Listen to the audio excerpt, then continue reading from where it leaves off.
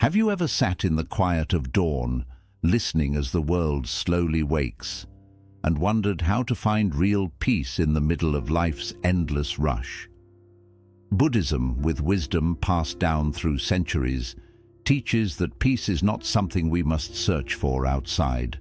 It is a quiet awakening that begins within us. It gently reminds us that what is truly meant for us will come when our hearts are ready to receive it. Just as a flower blooms only when warmed by the sun, in this journey we will look at ancient stories and reflections that reveal a powerful truth. Letting go does not mean becoming cold or uncaring. Instead, it means freeing the heart from too much attachment, so we can fully accept the present moment with openness and calm. In its truest form, detachment is a kind of freedom, a freedom that allows us to love without fear and live without the constant pain of wishing life were different. Today, walk with me on this path of inner discovery. Together, we will explore how to bring these teachings into our daily lives, learning to release what is not meant for us, to hold gently what arrives, and to live each moment with deep awareness and quiet happiness. Lesson 1. The Art of Detachment. Freedom of the Soul. There was once a wandering monk who carried with him a small clay bowl. It was not fancy or valuable, but he cared for it because it was the only item he owned. He used it every day to drink water and eat his rice. One day, while he was washing it in a flowing stream, the bowl slipped from his hands and shattered on the rocks below. For a moment he simply stood there, watching the pieces drift away in the current. Then he lowered his head and gently smiled. A young student who saw this asked him, "Master, why are you smiling after losing your only bowl?" The monk quietly replied, "Because I always knew it was never truly mine. One day it was destined to break. Now it has simply returned to the earth." Detachment does not mean hardening your heart. It is not about closing yourself off from life. Instead, it means opening your heart wisely, without becoming overly attached to the temporary nature of things. In life, we often cling to many things and people: our roles, our possessions, our promises, and even relationships. We sometimes hold on to paths that drain our energy, relationships that limit our freedom, and dreams that no longer fit who we are. We fear that if we let go, we will feel empty. But in truth, it is this constant clinging that often creates that emptiness within us. Buddhism teaches that attachment is the root of suffering. We try to make things permanent, even though everything is always changing. Wanting to hold on tightly is like trying to catch the wind with closed fists. The harder we hold, the more it slips away, leaving us tired and frustrated. Picture a fall tree. Its leaves get golden down to the ground, nor weeps the tree the loss it undergoes, the silent pledge of spring it trusts to know. Similarly, by letting go, we allow something new to sprout inside us. Consider some of the times you have lost either a thing or a person, and initially the pain was almost intolerable, but gradually you understood that life had made room in it so that it might receive something better and wiser and truer. The thing is, when looking at the time of loss, we are too frightened to see the silent gifts that are hidden in the change. Detachment does not imply ceasing loving and caring. It implies that you love freely as opposed to lovingly. This means that you have a deep sip of life that is given to you every day, but not to the extent that you hold it tight, so that when it spills, you also end up breaking your heart with it. The first key to the inner peace is this art of letting go. Only then, when we cease to fight against the transitory nature of life, shall we start getting that which comes to knock at our door. Our heart will be open and our soul will be free. Lesson 2. Radical Acceptance, Embracing Reality as it is. There was once a young seeker who spent years meditating in the forest, hoping to become enlightened. But each morning, as he opened his eyes, the same worries returned to his mind. One day, exhausted and angry, he sat before his teacher and said, "Master, no matter how hard I try, life refuses to bend to my will. My thoughts keep coming back, my pains keep returning. I feel defeated." The master simply looked at him with kind eyes and said, "When the river flows, do you try to push it backwards? You suffer because you fight against what is. Life is not here to please your mind. It is here to open your heart. Acceptance is not giving up on your dreams or resigning yourself to pain. It is seeing life with clarity, beyond the haze of your expectations and fears. It is about walking through each moment with your eyes wide open, without coloring it with stories of how it should be." Why is acceptance so difficult? Because our mind clings to illusions. We believe that if we push harder, fight longer, everything will align with our plans. But life is like the ocean. No wave obeys your commands, yet each carries you somewhere meaningful if you allow it. Imagine standing before a great wave at sea. You could raise your fists and scream at its force, or you could dive beneath it, feeling its power pass overhead before rising calmly on the other side. The wave does not care for your resistance. In the same way, reality remains as it is whether we accept it or not. But acceptance is not passive surrender. It is a warrior's strength in seeing things as they are, and then deciding wisely how to act. It is like a skilled gardener. She cannot command the rain to fall nor force the sun to shine, but she tends to the soil, prunes what has died, and trusts that with care and patience her garden will bloom in its own time. Consider the archer. He draws his bow with perfect focus, but the wind may change the arrow's path. He does not rage against the wind. Instead, he adjusts his stance, studies the breeze, and learns to shoot with its currents rather than against them. So too with life. Many forces lie beyond our control, but acceptance gives us the freedom to focus on what we can change: our intentions, our actions, our responses. Sometimes we fear that accepting reality means we are defeated, but in truth, acceptance gives us power. It releases us from fighting shadows, from exhausting ourselves against what cannot be undone. It opens space to ask a deeper question: what is this moment teaching me? Instead of, why is this happening to me? This simple shift transforms suffering into wisdom. Even the darkest nights hold stars, if only we stop resisting the darkness long enough to see them. And perhaps the hardest acceptance is of ourselves, our mistakes, our scars, our hidden fears. We punish ourselves thinking it will make us stronger, but transformation never comes from hate. It grows from understanding and gentle honesty, like the monk who watched his bowl break and smiled, knowing it was never his to keep. We too find peace when we accept that everything comes and goes as it must. In this quiet surrender, trust is born. Trust that what is meant to stay will remain, and what must leave will do so in its own time. Only in that trust can we rest finally in the deep tranquility of the present moment. Lesson 3. Trusting Fate. The wisdom of letting life unfold. In an obscure mountain village, there dwelt an ancient monk of rock tsunami peace. One particular morning when he was sweeping the temple courtyard, he was overtaken by a person outside the village who came to him in great excitement. "Master, hast thou heard? Your one cow is gone, lost into the forest." "How bad is that? How will you drink milk or sell butter now?" The senior monk stood his broom against the wall, put his eyes shut and said amiably, "Fortune or misfortune, only time will tell." A few days later, the cow brought back with her a great bull.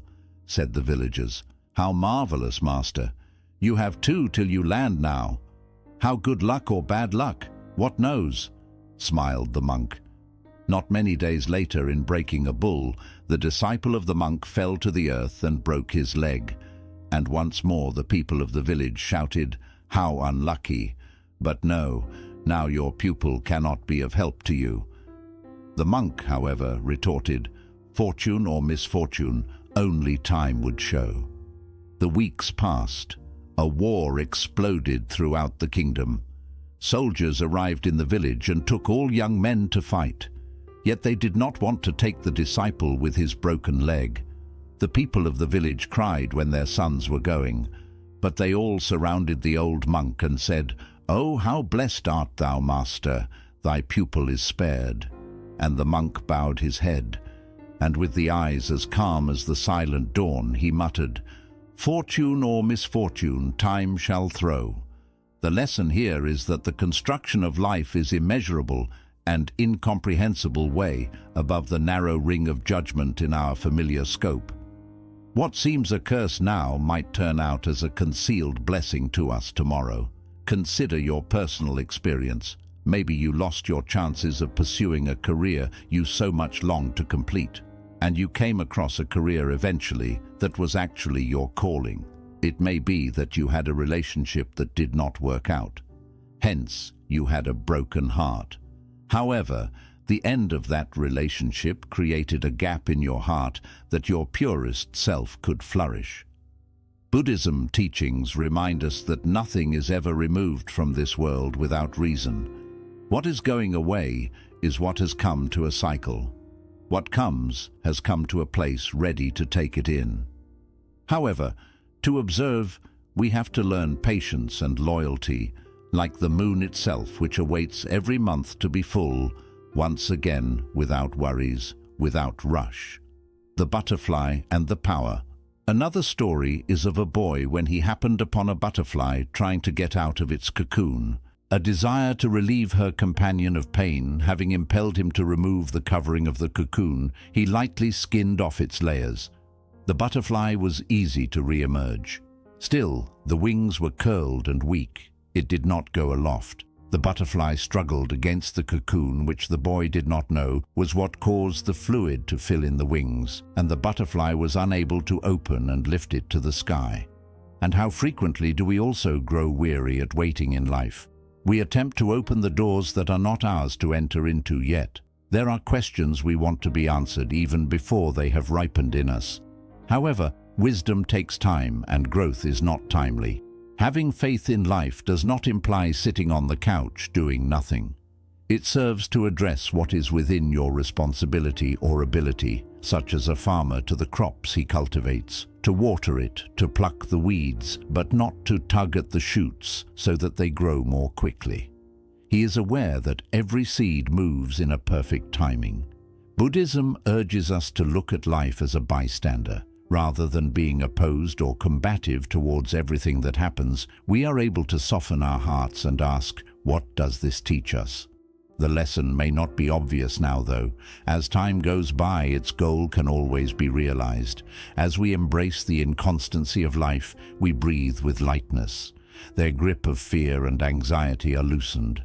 We start enjoying the present, that though what is to happen to us may come, we will surely get what we are destined to get. And what will not happen to us will simply fall away like the leaves of autumn. Lesson 4. Meditation, finding stillness amid life's storms. Along the winding paths of trust and acceptance, there lies a sacred practice that anchors us when life feels turbulent. Meditation. In a small forest monastery, a young monk sat before his teacher, tears filling his eyes. "Master," he whispered, "my mind is like a restless ocean. I try to find peace, but the harder I try, the stronger the waves become." The master smiled gently and placed a bowl of water filled with soil before him. Stirring it with a stick, he said, "Look at this water. When it is agitated, can you see your reflection clearly?" "No, master," replied the monk. The teacher set the bowl down. "Now wait." Slowly the soil sank to the bottom, leaving the water clear and still. The master spoke softly. "This is your mind. Peace is not created by force. It appears naturally when you allow the storm to settle. Meditation in Buddhism is not about silencing the mind or escaping the world. It is about learning to sit with ourselves without judgment and observe each thought as it arises, like watching leaves float down a river, carried away by the current. In our modern lives, we are surrounded by endless noise, phone alerts, deadlines, social pressures, inner fears. Our minds are rarely at rest. Meditation is like stepping out of a crowded marketplace into a silent forest, where for the first time you can hear the whispers of your soul. Beyond its spiritual roots, science confirms meditation's profound effects. It lowers stress, calms the heart, sharpens focus, nurtures emotional resilience, and strengthens the immune system. But its deepest gift is spiritual. It reminds us of impermanence. When we sit quietly and observe our breath, we see that everything arises and passes away. Thoughts come and go like drifting clouds. Emotions appear like morning mist and dissolve under the sun. Pain, worry, and sorrow are no different. Nothing remains forever. In this simple truth lies profound freedom. Many people say, "I can't meditate. My mind never stops thinking." But meditation is not about emptying the mind. It is about realizing you are the sky, and your thoughts are only clouds drifting by. The sky remains vast and untouched, no matter how many clouds pass through it. Simple practice to begin. Breath meditation. Find a quiet space. Close your eyes and feel the coolness of each inhale and the warmth of each exhale. Do not try to control your breath. Simply observe it like a silent guardian watching the tides. Gratitude, meditation. Each morning or night, bring to mind 3 simple things you are grateful for. The taste of fresh water, a loved one's smile, the softness of your pillow.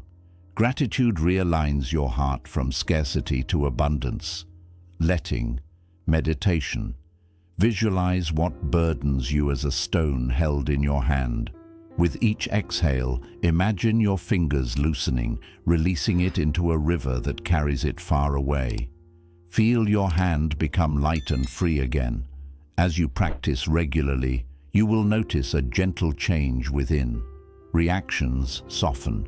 The chaos of life feels less overwhelming. Moments become richer and more alive.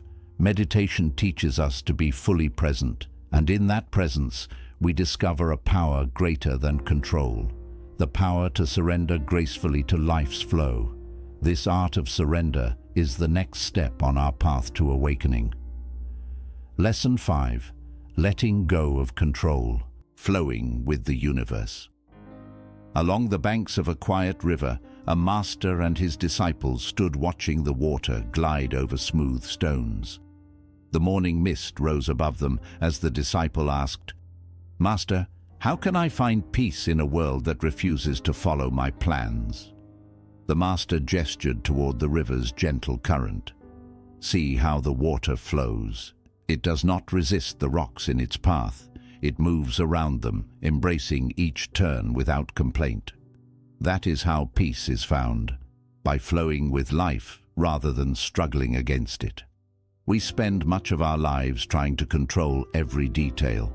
Our careers, relationships, health, and the opinions others hold about us. We tell ourselves that if we plan enough, we can avoid pain and secure happiness. Yet life is like this river, always changing, moving with its own mysterious flow. The more we hold on to what we cannot control, the more we suffer.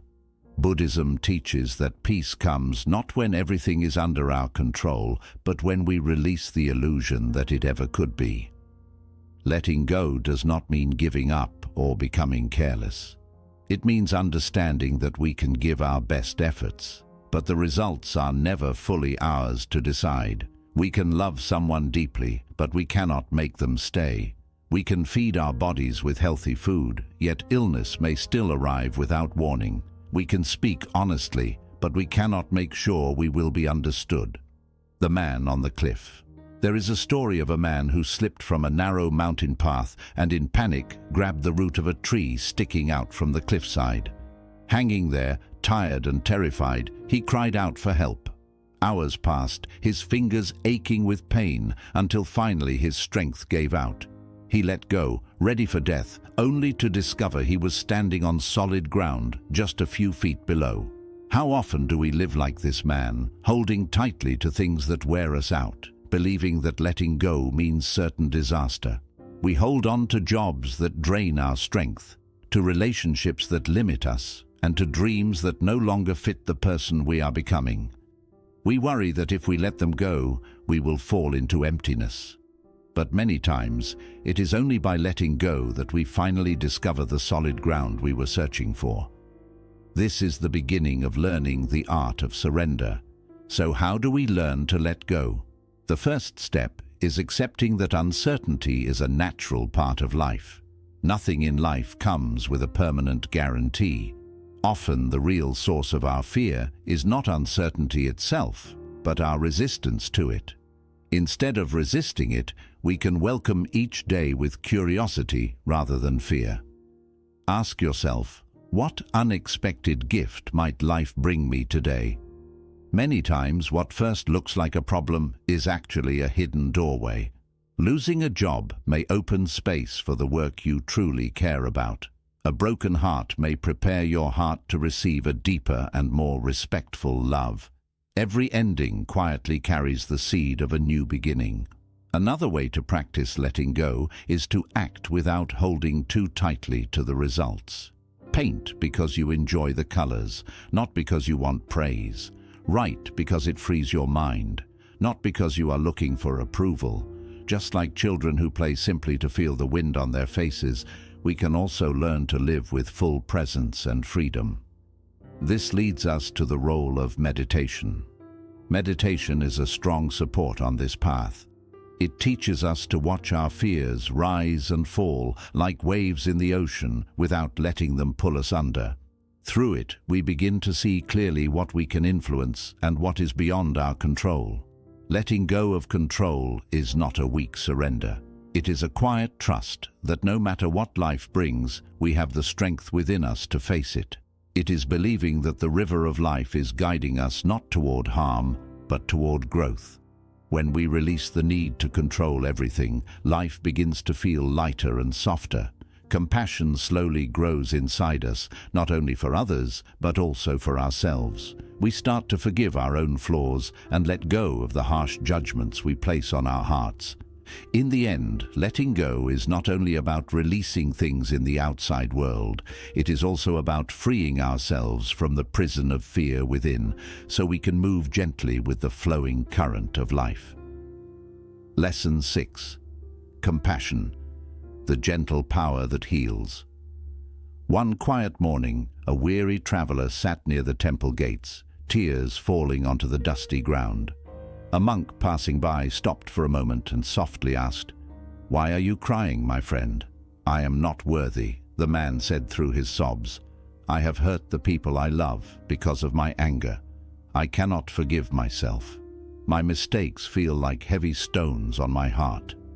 The monk sat beside him and said, "Tell me, if a bird punished itself for falling by breaking its own wings, how would it ever fly again? Guilt is the stone that pulls us into darkness.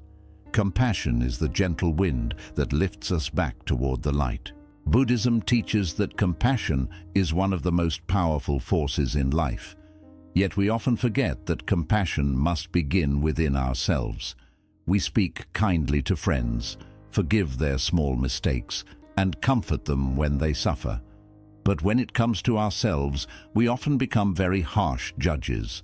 We repeat our past mistakes in our minds, notice every flaw, and say things to ourselves that we would never say to anyone else. But does this harshness truly help us grow? A tree cannot grow well if its roots are damaged. It grows strong when its roots are cared for with patience and warmth. Practicing loving kindness. There is a Buddhist practice called metta bhavana, also known as loving kindness meditation. It begins by sending kind wishes to ourselves. May I be safe. May I be healthy. May I live with ease.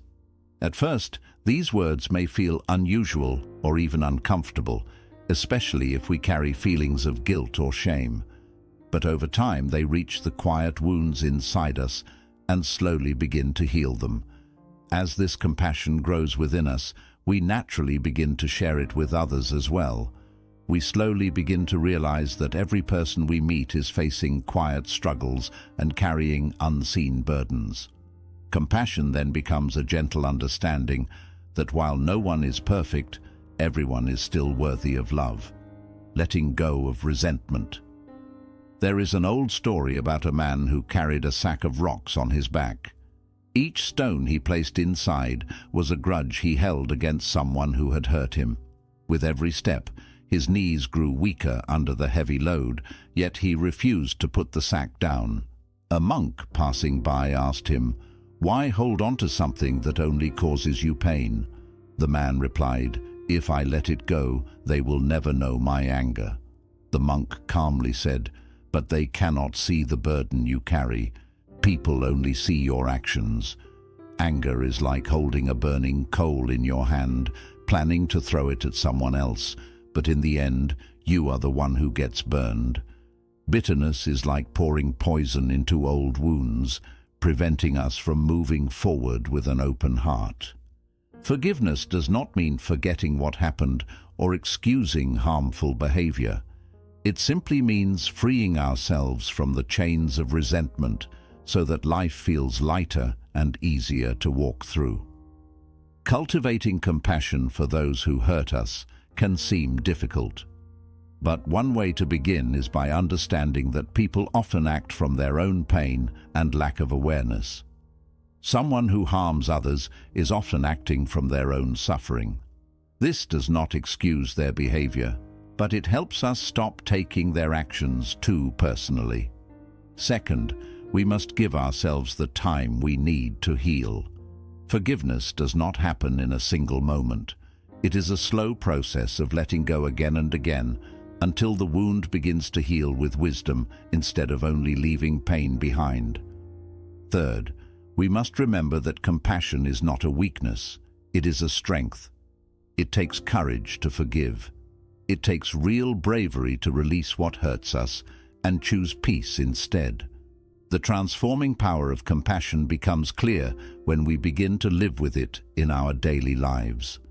We slowly move from reacting with fear to responding with understanding and love. Our hearts become softer, our words more gentle, and our presence begins to feel safe both for ourselves and for others. Compassion is not always shown through big actions. Sometimes it is as simple as pausing to breathe before saying something harsh to yourself. It can be gently placing a hand on your heart when old guilt appears and reminding yourself, "It's okay. You are still learning. You are human." Through compassion, we discover a deep peace inside us, a peace that slowly spreads outward, touching others and helping create a world with less suffering and more love. Conclusion. As we come to the end of today's journey, remember this: life will always be uncertain. People will come and go. Plans may fail and dreams may change their form. Yet within you, there is a quiet place untouched by the noise of the world, a place filled with deep peace, trust, and silent strength. Each time you choose acceptance instead of resistance, compassion instead of judgment, and presence instead of anxiety, you return to that true home within yourself. If today's teachings brought you some clarity, imagine how life could change when it is guided by these truths. I invite you to take a moment and think about which lesson touched your heart the most. Write it down and keep it with you today as a gentle reminder. And if you wish to continue growing on this path of peace and wisdom, don't forget to subscribe to our channel. Every day we share timeless Buddhist teachings to help guide your life with calmness, courage, and compassion. A special bonus lesson is also waiting in our next video to help you go even deeper on this journey. Until then, may you move through life like a calm river, trusting its wisdom and walking each step with a peaceful heart.